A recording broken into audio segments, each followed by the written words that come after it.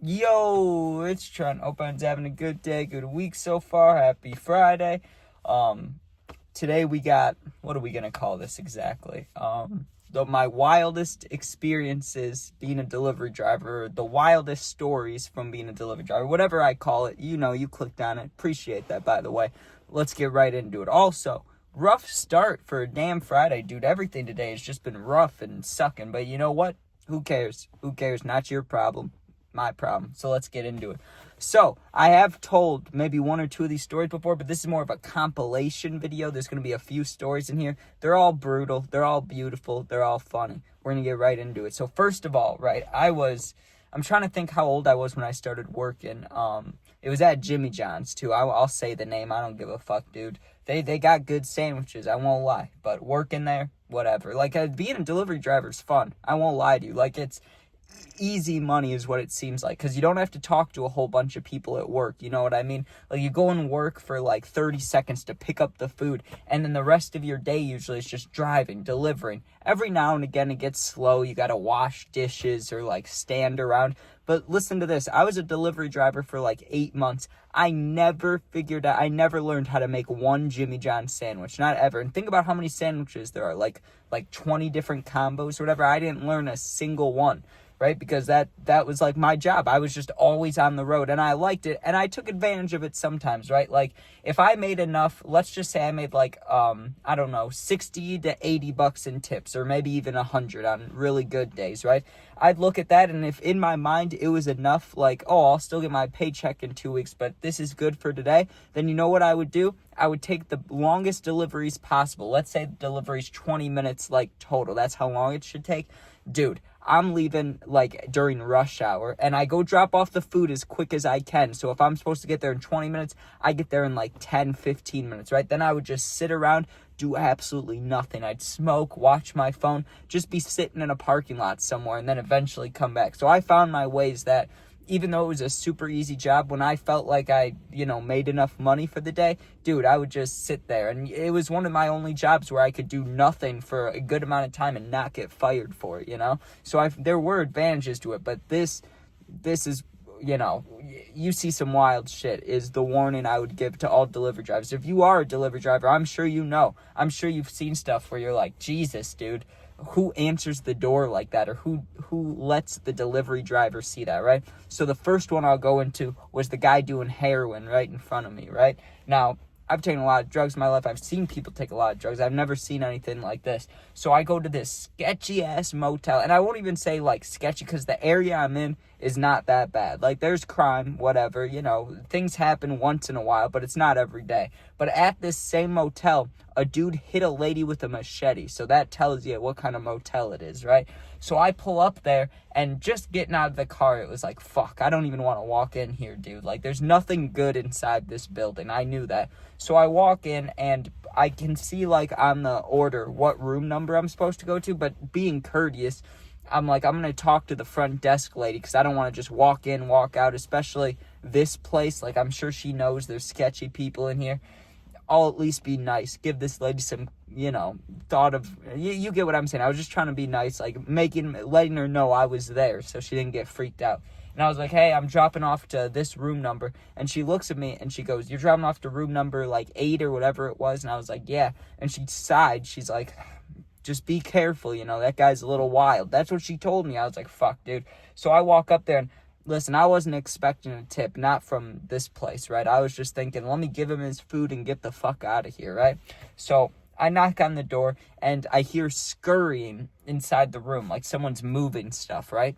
This dude answers the door, swear to God, on whatever you want to swear on, right? This dude opens the door, and he has a belt tied around his arm, and in his other hand, he has a syringe. Like, he's just holding the fucking dope, right? He's just holding it, dude. And he's got the damn, the belt around his arm. Like how it looks in the damn movies, dude. A brown belt.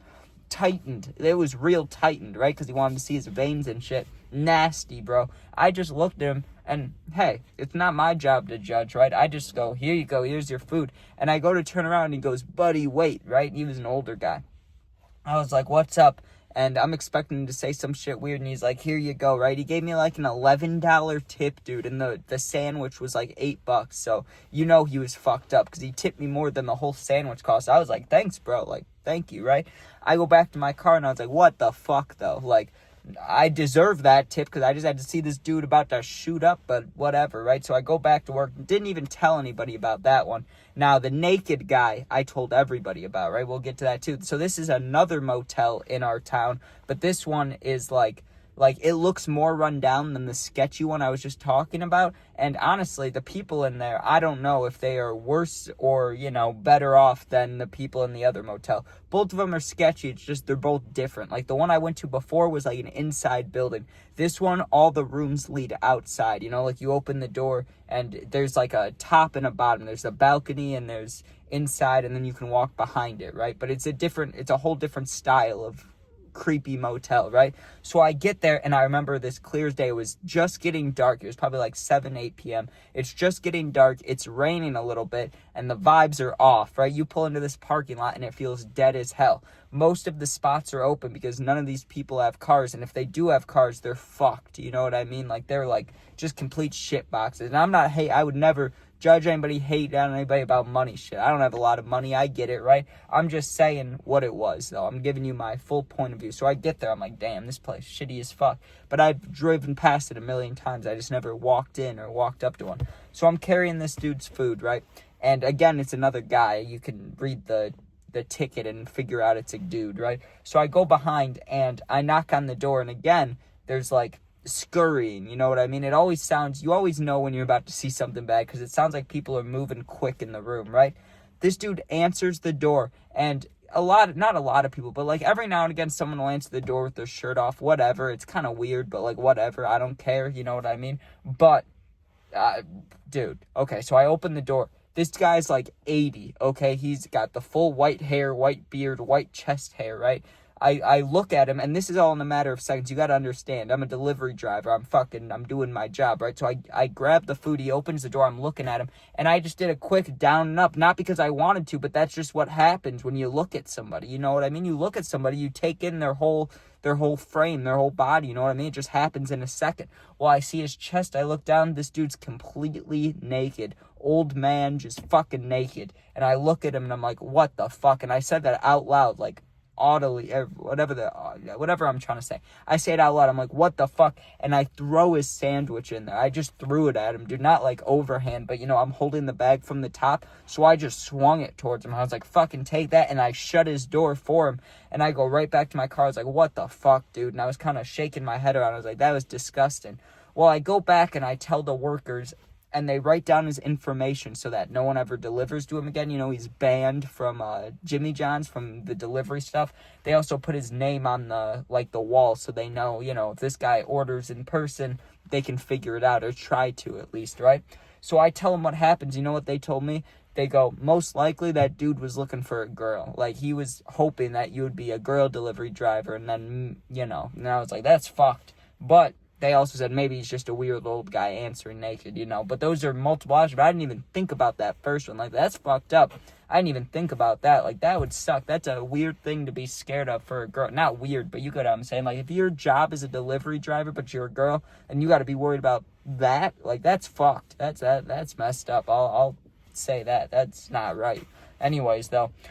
So you would think, oh, is that the wildest shit you've seen? Is that the wildest, like... It wasn't nice. It was gross to see, but it wasn't even the fucking wildest one. I'll tell you the wildest story about deliveries and shit. So what ended up happening is we were short-handed this day, right? Let's say it's like a Saturday, okay? And I would work from 10 a.m. to like 8 p.m. I would work a long time just because delivery, they aren't hard, you know what I mean? And we were short-handed, so I said I would do a double or whatever I said I would do. I was working pretty much the whole time the store was open. Almost, right? Because we'd close at like 10, so I was getting off a few hours before closing, but we opened at like 9 or 10, like the time I got there. So I was there most of the day, right? And it was fine by me because I'm making a lot of tips. It's the weekend, all cool, right? Well, eventually there was a point in the day where there were no deliveries coming in, right? Which means that I have to do something in the store. And if I don't know how to make sandwiches, the only things I knew how to do were prep bread, right? Take bread out of the freezer, put it on a sheet, and then put it in the little oven thing, or clean dishes, right? So I start cleaning dishes, and my manager, right, he goes, hey, can you grab the frozen bread, right, like out of the freezer? Now, if you've worked at a restaurant, you've walked into the freezers, you know they're big. And some of them, like a real restaurant, like when I worked at Texas Roadhouse, their freezer was different. You know what I mean? Like if you got locked in there or if it's shut on you, it wouldn't be too scary because it's big, the lights are on, and you know people are coming in and out of there a lot. In Jimmy John's, you do the bread like 2-3 times a day, and the freezer's a lot smaller. There's really only room for you to stand in there to grab the boxes that are like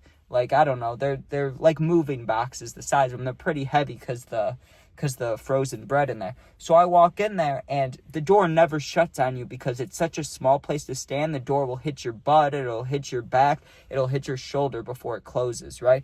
But it is smaller, and it's completely dark in there. There's no light, so like not the type of place you want to get stuck. I go in there because my manager's like, hey, Trent, can you grab the bread? I'm like, yeah, I got you. So I go and I grab the bread. I'm expecting the door to hit my ass or to hit my back or something, you know, and I'm a skinny guy, so maybe it's because I'm skinny. I don't know, dude. But I lean forward to grab the box, and just complete darkness. It shuts behind me, right? And it didn't just shut. It, like, did the compression shut. You know what I mean? Like, I couldn't open it from the inside. So I'm freaking out. The lights are off, and now I'm trapped in this freezer. So I turn around, and I go to, like, push the door, and it's not opening. And I'm reaching around to see if there's a latch or something, which there should be. But because I was panicking, once I didn't feel a latch pretty quickly, I, like, fully started panicking. I started banging on the fucking freezer. I'm like, help me, dude. And I know I'm smiling now, but it was genuine fear. I was, like, screaming. I was like, help me. And because we're shorthanded, there's only one other guy in the store, my manager, and he's dealing with customers. I'm sure he can't hear me, you know, from inside the freezer. So I'm freaking out for a good, like, minute and a half, 2 minutes. It felt a lot longer, though. Like, that's how long it actually was. But it felt about, let me think, like 10 minutes. It felt like forever. And it's fucking cold, right? Well, I'm banging, and I hear talking through the door. So I'm like, oh, they got to be able to hear me if I'm screaming. So I'm banging. Finally, the door opens up, and my manager's like, are you okay? I'm like, yeah, I'm fine. That was fucking scary, though. And then he shows me, right, he does his flashlight. There was a latch to open the door, but it was behind one of the boxes. So, you know what I mean? Like, I needed light to be able to see it. I could have used my flashlight. Maybe what else I thought of is if no one was going to open the door, I could call my manager from inside the freezer. But I was I was panicking in the moment. So they helped me out, or he helps me out. And I was like, fuck, dude, that sucked. And I got one more story quickly because this video is going to be too long if I just keep going on these. But I'll give you one more, okay? When I was a kid, like 13, 14, around that age, me and my friends would go to the roller rink, okay? Which is like 5 minutes from my house and like 5 minutes from Jimmy John's. It's kind of like the middle point in between both places, okay? So I was working, and I see a delivery for the roller rink, the one I used to go to as a kid. Now, funny story is, the last time I ever went there to like go roller skating, they had these lockers that you could put stuff in, and one of them was out of commission, right?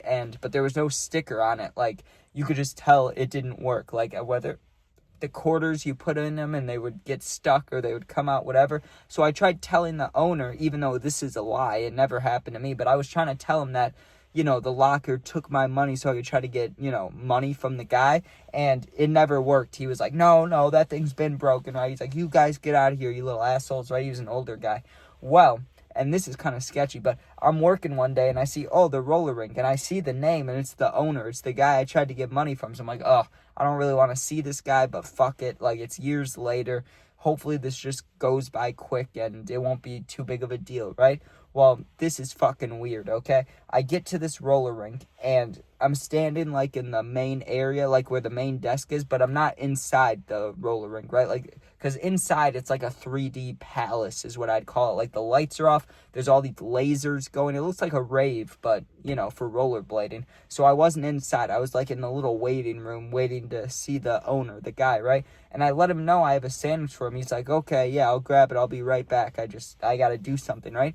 He walks into this back room, dude, and from the back room, there's like a whimpering sound. You know what I mean? It sounded like, I don't know if it sounded like a dog or a kid. I really couldn't tell you. I mean, I'm around a baby every day now because my little brother, and I've had dogs my whole life. You'd think I'd be able to tell, but I couldn't tell. It was either like a dog crying, like, or it was like a kid whimper. It was somebody was whimpering, or some animal was crying, human or dog or whatever. Something was crying in this back room at the roller rink, and it was like a whimpering noise, dude. And he comes back and he slams the door behind him, not like angry, but like shuts it hard, you know?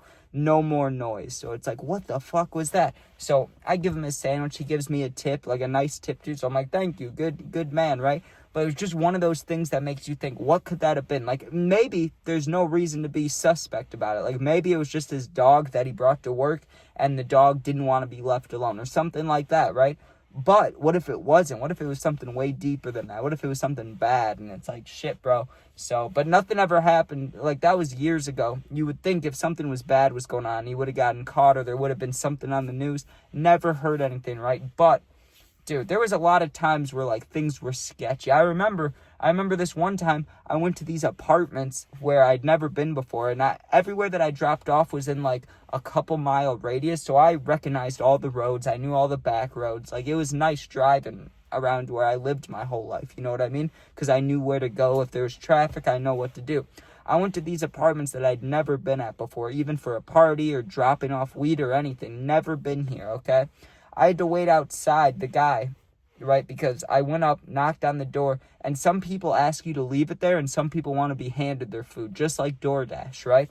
This guy wanted to be handed his food, and he's not answering, so I called the number on the thing, and the rule is you call them, and if they don't answer, you just leave you just kind of leave and go back, but because the guy had to pay, or I don't know if he had to pay or not, but there was some reason that I couldn't leave, because I remember calling work too and being like, this guy's not answering, and they told me to just wait. Well, while I'm waiting there on the phone, like 6 dudes on dirt bikes come up, and they're behind my car, right? And like, the best way I could describe their pattern is, if you've ever seen the Mighty Ducks, you know, the flying V or whatever, when all the players are in like a V formation, that's how the bikes were behind my car. And I was like, this is weird, dude. I had that gut feeling like something isn't right here. So I left the food in front of the whole apartment building, not even in front of his door, just the whole apartment building, got in my car, reversed, and 2 of the bikes like came up close, like to the back of my car. And I just had this feeling like something bad's about to happen if I don't dip out of here.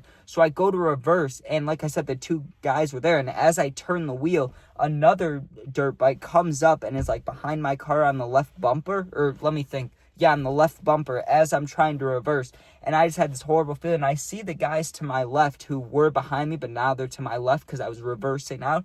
They go in front of my car, like they ride their dirt bikes, 3 of them with lights on, go in front of my car, dude. And I made the decision, fuck it, I'll just hit one of you guys, dude, because it felt like a setup. It just felt wrong, right? And I was like, I don't like this. So I floored it and turned it left, and I was fully willing in my head with the Jimmy John's thing on my car. I did not give a fuck. I was like, I'll hit this dude. I'll hit any of these guys, because this seems sketchy. It seems like they're trying to rob me or some shit. That's just the gut feeling I had. So I floored, and the one dude had to literally like move his bike out of the way. He had to like pull it back, and they all do their little honks, right? But if you're honking on a dirt bike, it's like So they all do that at me, and then I hear revving behind me, and I just said, fuck it, dude. I don't care if they follow me. I'll go straight to the store. Like, what are they gonna do if I walk in there with all my coworkers and stuff?